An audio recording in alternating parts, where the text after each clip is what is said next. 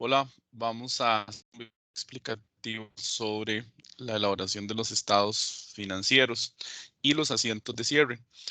Todo lo que tiene que ver con la elaboración de estados financieros se basa en lo que establece la norma internacional de contabilidad número uno, la NIC número uno, que se llama presentación de estados financieros.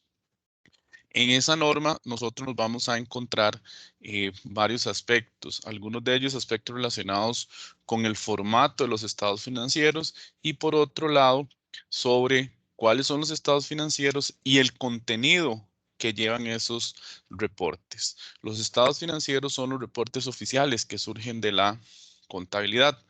Según la NIC número uno, un conjunto completo de estados financieros incluye un estado de resultado integral, un estado de cambios en el patrimonio, un estado de situación financiera, un estado de flujos de efectivo y también forman parte integral de los estados financieros notas explicativas y cuadros complementarios.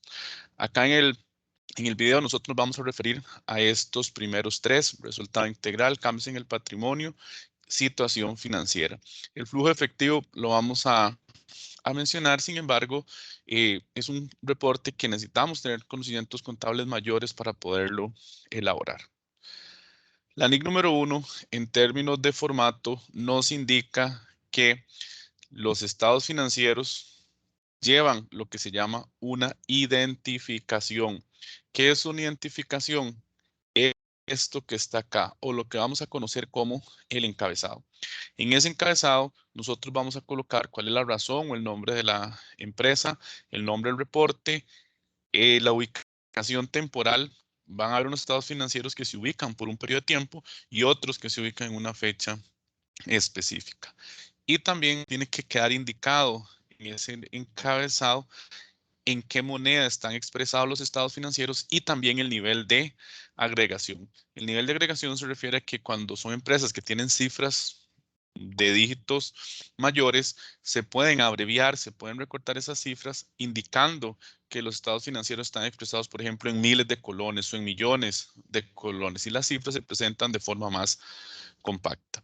Entonces, esa es la parte del encabezado que llevan los estados financieros.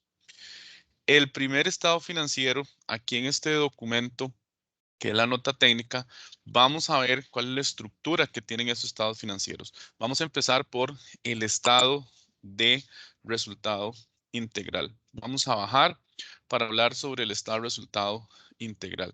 En este reporte financiero es con el que se mide la rentabilidad de la empresa. En este reporte nos encontramos los ingresos, costos y gastos de una entidad.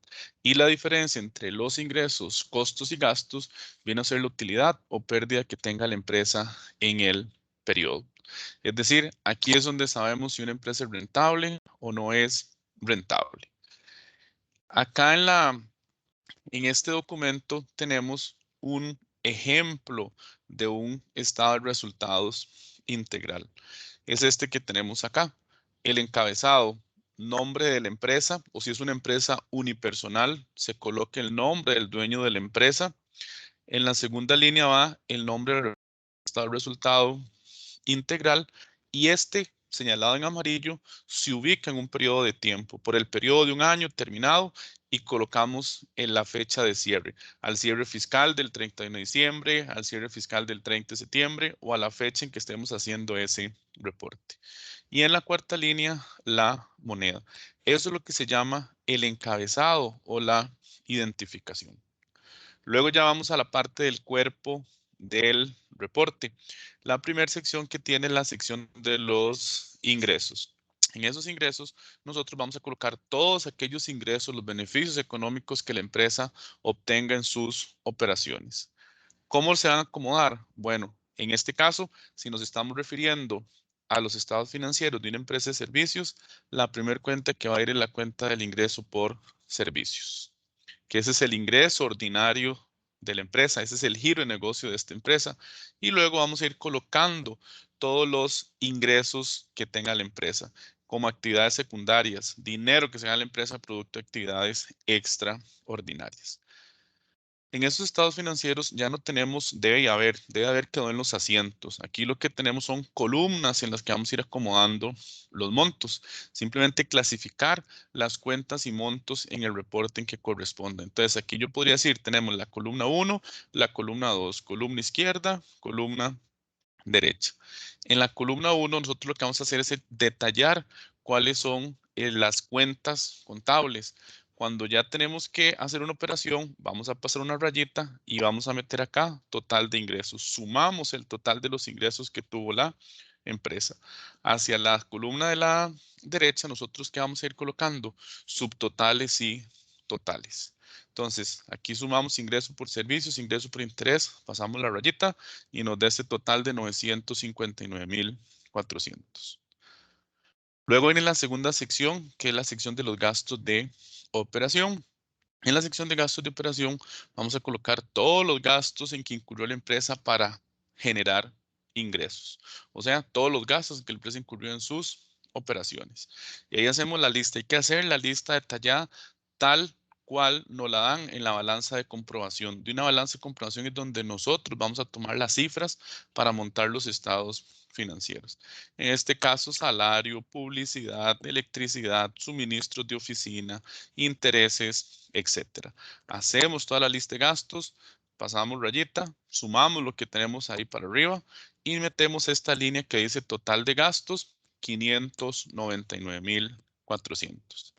Ahora nos queda en línea directa el total de ingresos, le restamos el total de gastos, 959,400 menos 599,400. Eso nos da en este caso una utilidad del periodo de 360,000 colones. Es decir, esta empresa de Rodolfo Álvarez se ganó 360,000 colones. Hasta ahí llega este reporte. Pasamos doble raya acá debajo de los 360,000. Al pasar doble raya, significa que ahí se acabó ese reporte. Ya no podemos meter absolutamente nada. En este caso, la empresa tuvo una ganancia. Perfectamente, otra empresa o en otro periodo fiscal, podemos tener pérdida. ¿Cómo sería la pérdida? La diferencia entre ingresos menores y gastos mayores. Entonces, aquí me daría negativo. Si me da una pérdida, aquí yo no puedo poner utilidad. Tendría que poner pérdida del periodo. Entonces, ese es el primer reporte que nosotros tenemos que elaborar. El segundo reporte que tenemos que elaborar se llama el estado de cambios en el patrimonio. Vamos a bajar para que veamos la estructura del estado de cambios en el patrimonio. Aquí ustedes están viendo otros estados financieros, pero son de una empresa comercial, que eso se va a ver en una etapa posterior del curso. Ahorita estamos enfocados únicamente en una empresa de servicios. El segundo reporte que tenemos, como les dije, es el estado de cambios en el patrimonio. En este estado de cambios en el patrimonio vamos a cambiar un poco la estructura. Ya no es una estructura vertical, o sea, de arriba hacia abajo, sino es una estructura más horizontal. Y podemos tener dos formatos. Este primer formato que está acá es el de una empresa unipersonal, es decir, un solo dueño. Entonces, cuando tenemos una empresa unipersonal, igualmente lleva un encabezado, nombre de la empresa, nombre del reporte, el periodo de tiempo que abarca y la moneda. En este reporte tenemos columnas, capital, retiros, utilidad retenida, saldos finales y tenemos filas también. ¿Qué vamos a colocar en la primera columna de capital? Bueno, el capital que aportó el dueño o los socios cuando conformaron la empresa. En este caso, podríamos decir que Rodolfo Álvarez aportó 320,000 en activos para la empresa. Ese es todo el patrimonio total. Luego tenemos esta columna de retiros de capital. ¿Qué son los retiros de capital? En una empresa unipersonal, si en algún momento el dueño de la empresa, en este caso, Rodolfo Álvarez, tomara 20,000 colones para ir un fin de semana a la playa, es decir, toma efectivo para gastos personales, eso se considera como una disminución del capital que él había aportado cuando conformó la empresa. Por eso, los retiros de capital, tenemos que meter acá una fila que diga retiros de capital y los vamos a poner restando. Esta es una cuenta que ahora vamos a ver más adelante que se cierra. al final de cada periodo. Entonces, si se cierra al final de un periodo, arranca el periodo siguiente en 0. Por eso acá en saldos iniciales tiene una rayita, 0. Y aquí está en el cuadro. Los retiros siempre tienen saldo inicial 0, porque son cuentas que se cierran al final de cada periodo. Y los retiros los vamos a colocar restando, porque luego tenemos que restárselos a estos 320,000. Luego tenemos la columna de utilidades retenidas, que es como un chanchito de plata, una bolsita de plata donde la empresa va a ir depositando el dinero que se gana a través del tiempo. Entonces, ese chanchito se nos puede ir haciendo más grande. O cuando hay pérdidas, de ahí es donde agarramos la plata para asumir las pérdidas. Entonces, estas utilidades retenidas tienen saldo inicial. Bueno, sí, ya la empresa tenía en el chanchito 110,000. Ese es un dato que en los ejercicios se los dan a ustedes en la balanza de comprobación. Y le vamos a agregar que la utilidad del periodo, lo que nos dio el estado de resultados, el reporte anterior. Entonces, si nos dio una utilidad del periodo, depositamos dentro de esa bolsita estos 360,000. Luego sumamos de forma horizontal y de forma vertical. 320 más 110,000 es este saldo final de 430. Sumamos los retiros, nos quedan menos 20,000 y sumamos la línea de utilidades del periodo, 360,000. Y luego de arriba hacia abajo, la columna de capital la sumamos, quedan los 320. Retiro de capital, quedan menos 20 y las utilidades retenidas las sumamos, 110 más 360 son estos 470. Y la prueba de fuego sería que la sumatoria de los saldos finales verticales y la sumatoria de los saldos finales horizontales nos tiene que dar igual estos 770,000. ¿Qué son esos 770,000? Como dice acá en este recuadro, representa el patrimonio total de la empresa. Entonces, es el estado de cambios en el patrimonio. El tercer reporte que tenemos que hacer, vamos a continuar bajando, es el estado de situación financiera. Yo no voy a entrar ahorita acá a explicar mucho porque este ya de una empresa comercial, este estado de cambios en el patrimonio. ¿Qué diferencia tiene? Que no tiene retiros, sino tiene dividendos, que es la repartición de las utilidades que haya tenido la empresa entre los accionistas. Este formato lo utilizan cuando tenemos una sociedad anónima, no hay una empresa unipersonal. La única diferencia es que ya no hay retiros que restan al capital, sino de las utilidades retenidas se reparten dividendos, se reparten utilidades entre los accionistas. Seguimos bajando y como les mencioné, tenemos el de situación financiera. Este era el que antes se llamaba balance general, ya no se llama balance general, ahora es balance de situación financiera o estado de situación financiera. ¿Qué cuenta nos encontramos aquí en el estado de situación financiera? Activos clasificados en corrientes, no corrientes, pasivos clasificados en corrientes, no corrientes y las cuentas de patrimonio. ¿Qué estructura lleva ese estado de cambios de ese estado de resultados? No, perdón, de situación financiera. Ahí me confundí. Aquí tenemos la estructura. Lleva el encabezado. En este caso, el Trébol S.A. es otra empresa, no importa. Estado de situación financiera. Ojo acá en amarillo. Este estado de situación financiera es como que nosotros le tomemos una foto a la foto que nosotros le tomemos a esa empresa es en una fecha específica, en un momento determinado. Entonces, por eso nada más se coloca al 30 de septiembre. Muy diferente de los dos anteriores, que son por un periodo de tiempo. Y la cuarta línea, que es la moneda. La primera sección que lleva este estado de situación financiera es la sección de los activos. Y la primera categoría son los activos corrientes, que son todos los activos líquidos que tiene la empresa. ¿Cómo los ordenamos? Por orden de liquidez. El efectivo siempre va a ser el activo más líquido. Entonces, igual acá, columna 1, columna 2. En la columna 1 ponemos el detalle de las cuentas. Efectivos o cajibancos, inversiones a corto plazo o inversiones transitorias, cuentas por cobrar, lo que nos deben los clientes, el inventario y mercadería, suministros de oficina y lo que la empresa haya pagado por adelantado, seguros, alquileres. Pasamos rayita, sumamos todos los activos corrientes y metemos esta línea acá que nos dio 54,700,000 del total de activos corrientes. Luego vamos para la segunda sección, que son los activos no corrientes. ¿Qué son los activos no corrientes? Los activos de larga duración de la empresa. Todo lo que sea de largo plazo, mayor a un año. Documentos por cobrar, largo plazo. Y todo lo que tiene que ver con la propiedad, la planta y el equipo. Terreno, mobiliario y equipo de oficina. Y los activos que se deprecian, que pierden valor, van a ir acompañados de su respectiva depreciación acumulada restando. Véanlo acá, mobiliario y equipo de oficina, 3 millones. Inmediatamente después, la depreciación acumulada de ese mobiliario. Esa es la pérdida de valor que ha tenido ese mobiliario desde que la empresa lo adquirió. Ya perdió valor, 300,000. Lo que está entre paréntesis o con signo de menos significa que va restando. Vehículos menos la depreciación acumulada, edificios menos la depreciación acumulada. Entonces, sumamos y restamos todos los activos no corrientes y metemos esta línea de activos no corrientes de 55,200,000. Ya acá tenemos total de los activos corrientes 54,700,000 más total de activos no corrientes 55,200,000. Eso nos da esta línea que tenemos que meter, total de activos de 109,900,000.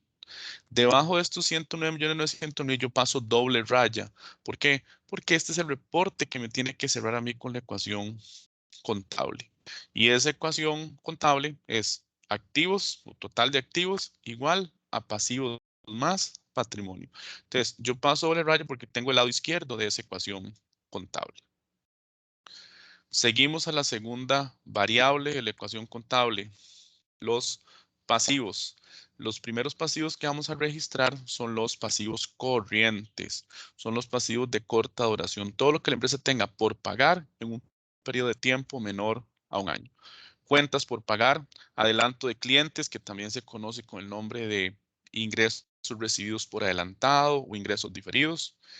Aquí nos sale impuesto de ventas, pero en nuestro caso vendría a ser el IVA, el impuesto al valor agregado, sería IVA por pagar, también es un pasivo corriente. Documentos por pagar, corto plazo, dividendos por pagar, el impuesto de renta por pagar. Esta cuenta de impuesto de renta por pagar es cuando las empresas tienen ganancias, tienen que pagarle un porcentaje de esas ganancias al gobierno. Sumamos todos los pasivos corrientes, pasamos rayita acá y metemos una línea que diga pasivos corrientes y sumamos estos 33,176,000. Luego vienen los pasivos no corrientes, que son todas las obligaciones de largo plazo, todo lo que la empresa vaya a tener que pagar en un periodo de tiempo mayor a un año. Acá tenemos hipotecas y prendas por pagar. También podría estar acá documentos por pagar de largo plazo, préstamos por pagar de largo plazo, bonos por pagar de largo plazo. Sumamos la hipoteca y la prenda, pasamos rayita y tenemos un total de activos, de pasivos no corrientes, perdón, estos 23 millones. Una vez que tenemos pasivos no corrientes con pasivos corrientes, los sumamos y nos da este total de pasivos de 56,176,000.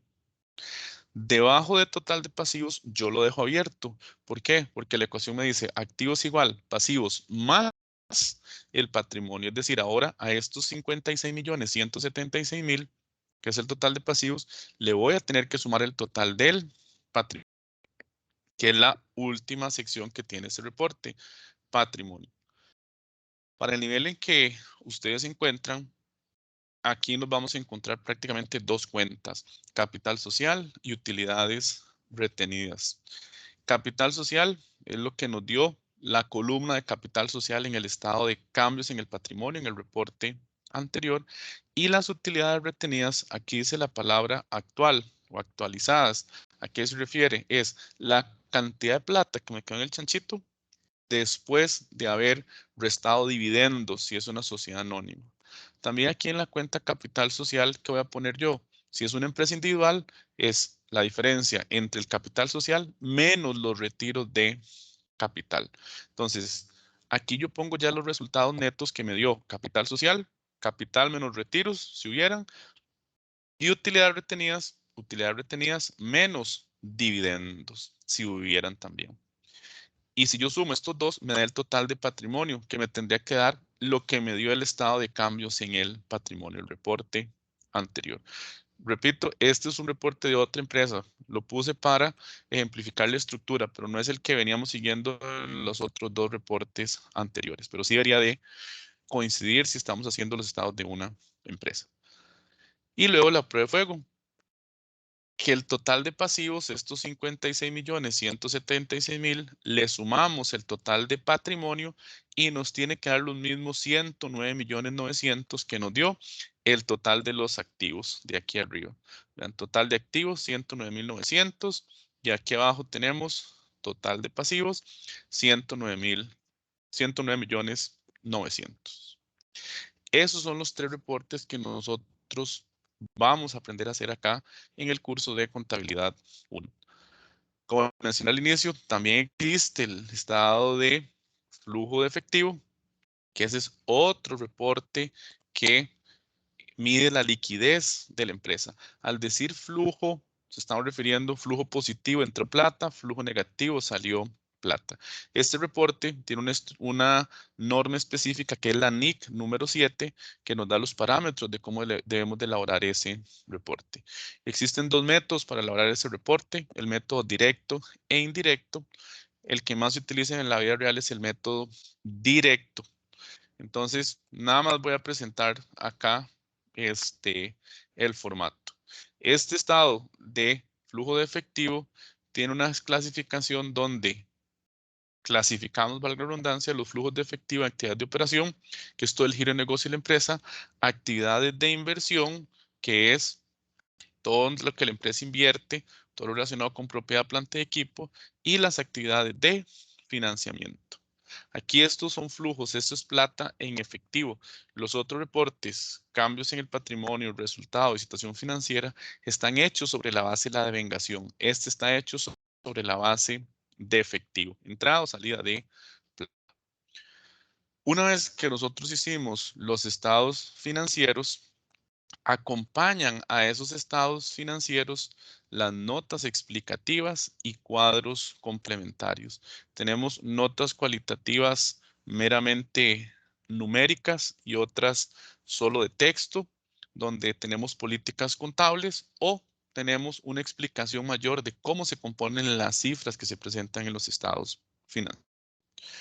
Y finalmente, cuando nosotros concluimos con los estados financieros, que son los reportes oficiales que salen de la contabilidad, tenemos que llegar al proceso o hacer el proceso de cierre contable. ¿Qué es el proceso de cierre contable? Es preparar la contabilidad para el periodo siguiente. Nosotros en contabilidad tenemos dos tipos de cuentas, permanentes o nominales y transitorias o temporales. Es decir, si relacionamos la contabilidad con una computadora, ¿qué pasa cuando nosotros reseteamos la computadora? Vamos el botón de resetear. Todo lo que tiene abierto se cierra, pero la computadora vuelve a arrancar y el sistema operativo sigue funcionando. Algo similar ocurre acá en la contabilidad. Nosotros tenemos cuentas que tenemos que cerrar, que tenemos que poner en cero al final del periodo fiscal. ¿Cuáles son esas cuentas? Estas: ingresos, gastos, los retiros de capital, dividendos si hubieran, y la utilidad o pérdida del periodo. Para nosotros, poder hacer ese proceso de cierre y poner en cero las cuentas, vamos a utilizar una cuenta transitoria o una cuenta, yo le llamo así fantasma porque aparece y desaparece, que se llama pérdidas y ganancias. Esta cuenta pérdidas y ganancias lo que nos permite a nosotros es hacer el balance, cumplir la partida doble en lo que son los asientos de cierre. Aquí tenemos ejemplos de asientos de cierre. Son ejemplos, digamos, o asientos que son muy cajoneros o de formato. Siempre son los mismos. Pero para poderlos hacer, yo necesito saber a dónde aumentan y dónde disminuyen las cuentas que anteriormente mencioné. ¿Cómo se comportan los ingresos? Aumentan en el haber. O sea, en este momento en mi balance de comprobación, esos ingresos tienen el saldo al haber. Para cerrarlos, ponerlos en cero, yo voy a poner el saldo en el debe, o sea, al lado contrario de donde aumenta. Entonces, ¿cómo sería un asiento de cierre? Ponemos o registramos en el debe todas las cuentas de ingresos, las sumamos y ponemos pérdidas y ganancias en el haber. Ya con eso, nuestros ingresos quedaron en cero. Es como que estripamos el botón de la computadora y los ingresos quedaron en cero. Luego tenemos que cerrar los gastos. Los gastos se comportan al revés de los ingresos, ¿verdad? Aumentan en el debe, disminuyen en el haber. Entonces, ¿qué vamos a hacer? Vamos a colocar nuestra cuenta trampolín o fantasma, pérdidas y ganancias en el debe, y en el haber tenemos que hacer la lista acá de todos y cada uno de las cuentas de gastos que registró la empresa. Si hubieran 100 gastos, tengo que hacer la lista de las 100 cuentas de gastos. La cierro al haber. Sumo todo lo del haber y aquí en pérdidas y ganancias lo que colocaría es el total de gastos de mi empresa. Ahora, yo por un lado tengo aquí en el cierre de ingresos pérdidas y ganancias en el haber por la sumatoria de mis ingresos. Y ahora tengo aquí en este otro asiento en el debe un movimiento de pérdidas y ganancias por la sumatoria de los gastos. Entonces, la sumatoria de ingresos menos gastos, ¿qué nos da? La utilidad del periodo. ¿Qué hacemos para cerrar la utilidad del periodo? Que esa vendría a ser, me voy a brincar acá para venirme acá, al cierre de la utilidad del periodo. Bueno, si hay ganancia es porque agarramos la plata que nos ganamos y la depositamos en las utilidades retenidas. Entonces, aquí es donde desaparece esa cuenta de pérdidas y ganancias. El asiento, si tuviéramos una ganancia, una utilidad, sería este primero. Pérdidas y ganancias en el debe por la diferencia entre los ingresos y gastos y depositamos o aumentamos en el haber las utilidades retenidas. Si en un periodo fiscal tuviéramos pérdidas, el asiento es al revés. Más bien tenemos que agarrar la plata de las utilidades retenidas para asumir esa pérdida, que sería utilidades retenidas en el debe contra pérdidas y ganancias en el haber. Ya con esto hemos puesto en cero o hemos cerrado ingresos, gastos, la utilidad o pérdida del periodo. ¿Qué nos faltaría de cerrar? Bueno, si se declararon dividendos o si se registraron retiros de capital. Vamos a ver cómo se cierran los retiros y los dividendos. Acá tenemos este primer asiento, es el cierre de los dividendos. ¿De dónde tomamos la plata de los dividendos? De las utilidades retenidas. O sea, cuando hay suficiente plata en el chancho, se toma esa plata para repartírselo a los accionistas. Entonces, disminuimos las utilidades retenidas en el debe y cerramos la cuenta de dividendos declarados en el haber. Este asiento es cuando es una sociedad anónima y se reparten parte de las ganancias entre los accionistas. Si estamos haciendo la contabilidad de una empresa unipersonal, solo un dueño, tenemos retiros cuando él agarró plata para uso personal. Y dijimos que esos retiros se constituyen como si fuera una disminución del patrimonio aportado por el dueño. Entonces, ¿qué hacemos? Tenemos que disminuir en el debe la cuenta de capital del dueño de la empresa y al haber cancelamos la cuenta de retiro de capital.